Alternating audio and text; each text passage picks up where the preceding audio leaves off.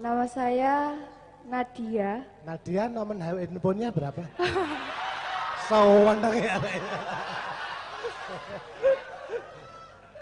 Jadi belakangan ini dan sudah lalu-lalu saya galau. Ya maklumlah namanya orang-orang muda. Tapi ketika segala sesuatu, apabila kita sudah melihat segala sesuatu itu menjadi tanda-tanda Tuhan. Itu pemahaman saya ya. Jadi ketika kita sudah menjadi observer, apalagi yang harus kita lakukan? Terus yang menjadi kegalauan saya, kenapa Tuhan memilih saya untuk hidup, untuk ada? Galau. Iki ngeri ya. Kamu sudah bisa melihat Tuhan di mana-mana, galau. Biasane nyon sewu, mbuh salah mbuh bener. Biasane urip dadi garing kemudian. Karena tidak bisa, karena sudah menjadi observer. Ketika kamu sudah menjadi observer, kamu tidak terlibat pada kejadian apapun. Kowe hanya penonton. Kowe ora iso ngrasake sedih, ora iso ngrasake seneng, karena kowe melihat itu hanya sebuah kejadian seperti nonton film. Hanya kejadiannya kamu di luarnya, itu efek dari observer seperti itu. Iki masalah banyak nek cacah melu FGD iki biasanya 3 bulan 4 bulan pertama ngono kuwi masalahnya. Ini kemudian mungkin saya sambungkan kenapa Anda hidup dan seterusnya itu tadi ya. Ini yang pasti yang saya garis bawahi nomor pertama adalah jawaban saya adalah dari sudut pandang yang saya pahami, dari rumah pemahaman saya. Pasti salah. Pasti belum sangat tepat, belum benar, tapi bisa mungkin saya jawab dengan pemahaman saya. Gini, anugerah paling besar dalam hidup menurut saya adalah limitasi pengetahuan. Contohnya gini, kalau Anda bekerja keras dan bapakmu bayangke nek kue nyapu omah bakal tak keidit karo bapakku. Nek kue ngerti arep dikeidit nyambut gawemu ora tenanan.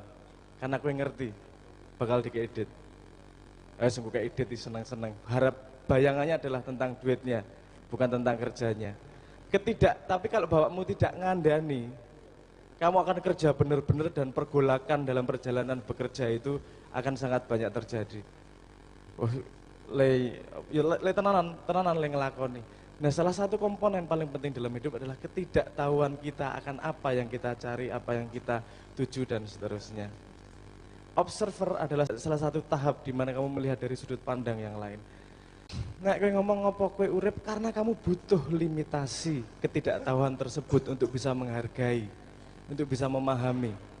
Kalau pilihan kenapa Anda, yo kowe menglali wae urusane. Tidak mungkin Tuhan otoriter. Nek ra gelem lahir orang mungkin dilahirke. Itu adalah permintaanmu sendiri. Lahir sebagai anak siapa, lahir sebagai seperti apa. Karena itu hubungannya sama kurikulum apa yang harus Anda pelajari dalam satu rentang hidup yang ini. Kan ngono. Dalam satu rentang ini ngelihatnya rodok sederhana kok. Jajal dalam hidupmu masalah apa sing bola-bali ketemu. Akeh berulang kuwi mesti. Berulang.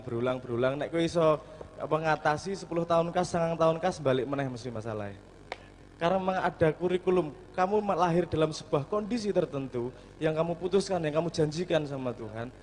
Dalam kondisi kamu harus belajar sesuatu di situ.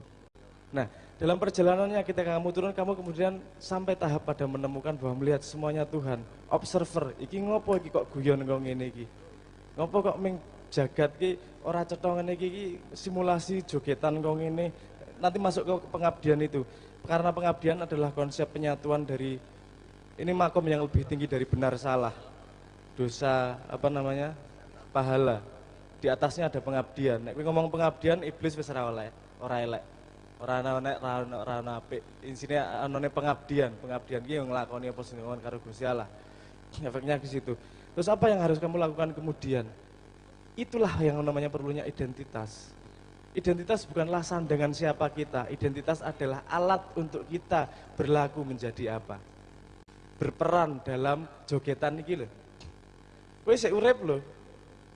Ketika kamu masih hidup, kamu masih punya peran. Kami masih punya PR apa yang harus kamu lakukan.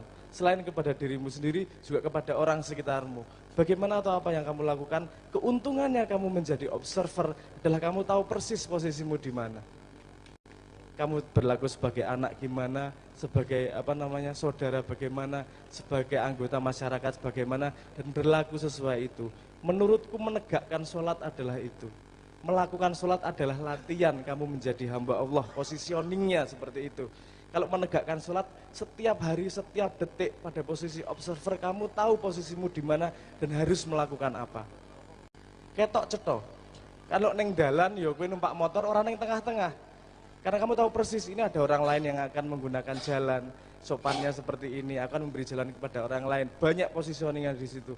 Setiap saat ketika kamu sadar kamu dalam posisi apa, kamu dalam konstelasi itu, nek kowe ngomong kowe observer, berarti kowe ngerti sekitarmu seperti apa. Dan kamu tahu persis dalam jaringan rantai ekosistem yang ada kamu hidup itu, kamu pada posisi mana, dan berlaku, pengabdianmu adalah berlaku pada posisi itu. Tapi jangan lupa, neng donya kuwi sing paling penting juga salah satunya kan tadi beridentitas, berperan. Ojo ngasih tidak merasakan apa-apa. Sedih butuh dirasakan, marah butuh dirasakan. Rasa itu konektor utama kita kepada kenyataan, kepada realitas dan kepada Tuhan. Sambungan utamanya rasa. Semua informasi yang kita dapatkan, yang kita ingat pasti menimbulkan rasa di dalam. Nek orang menimbulkan rasa apa-apa, lali. Bukan informasi yang kita dapatkan. Nek galau orang masalah. Waktu itu saya ketika mengalami galau, saya nulis Sandaran Hati waktu itu. Saya juga ngalami itu, ora cetha urip iki, ngopo iki mung dawa-dawa ngurusi urip ngene. Aku kangen wis ra karuan, wis pokoknya aku pengen bali wae. Nek njaluk mati dosa ning aku wis ra cetha iki. Pegah iki aku.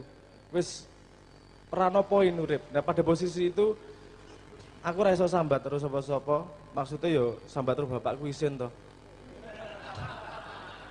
Kowe jarine ateis saiki kangen Tuhan ngono lah yo malu muka saya mau taruh di mana. Tapi itu kemudian saya tumpahkan di Sandaran Hati. Sedihku ini tak ada arti jika kaulah sandaran hati. Karena sedih, senang, marah dan segala macam itu juga hanya tools, alat untuk kita memahami, untuk kita berkaca kepada dunia. Kan tujuannya menemukan diri.